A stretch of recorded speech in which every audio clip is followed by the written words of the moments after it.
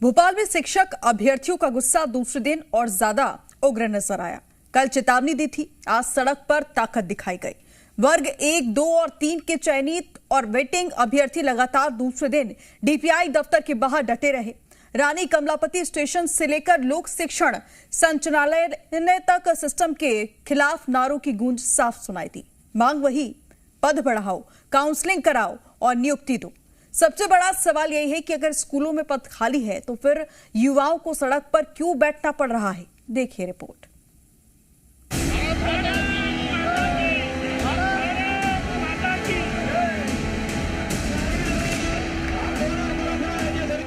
भोपाल की सड़कों पर आज से प्रदर्शन नहीं हुआ, बल्कि नौकरी के इंतजार में बैठे युवाओं का गुस्सा सत्ता के दरवाजे तक पहुंच गया। हाथों में डिग्रियां थी, लेकिन आवाज में विद्रोह था।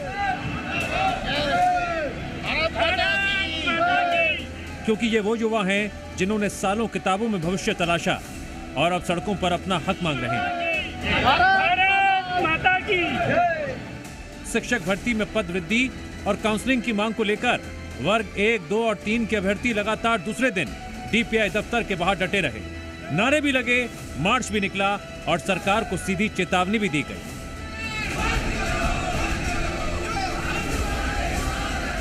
दूसरे दिन प्रदर्शन और ज्यादा संगठित नजर आया। बड़ी संख्या में महिला अभ्यर्थी भी आंदोलन में शामिल हुई। डीपीआई कार्यालय के बाहर जमकर नारेबाजी हुई।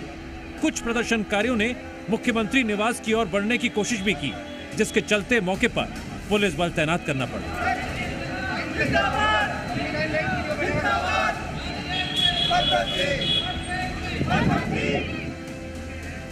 अभ्यर्थियों ने साफ कह दिया, जब तक पद वृद्धि और काउंसलिंग की तारीख घोषित नहीं होती, आंदोलन खत्म नहीं होगा।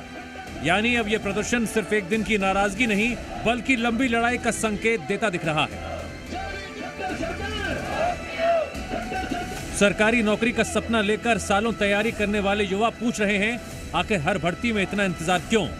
कभी परीक्षा टकती है, कभी रिजल्ट और अब नियुक्तियां। भोपाल में डीपीआई के बाहर चल रहा यह प्रदर्शन एक बार फिर सरकार की बढ़ती अवस्था पर सवाल खड़े कर रहा है। एक तरफ स्कूलों में शिक्षकों की कमी की बात होती है, दूसरी तरफ चयनित अभ्यर्थी नौकरी के इंतजार में सड़क पर बैठे हैं। अब देखना होगा सरकार इन युवाओं को भरोसा देती है या फिर यह आंदोलन आने वाले दिनों में और बड़ा रूप लेता है।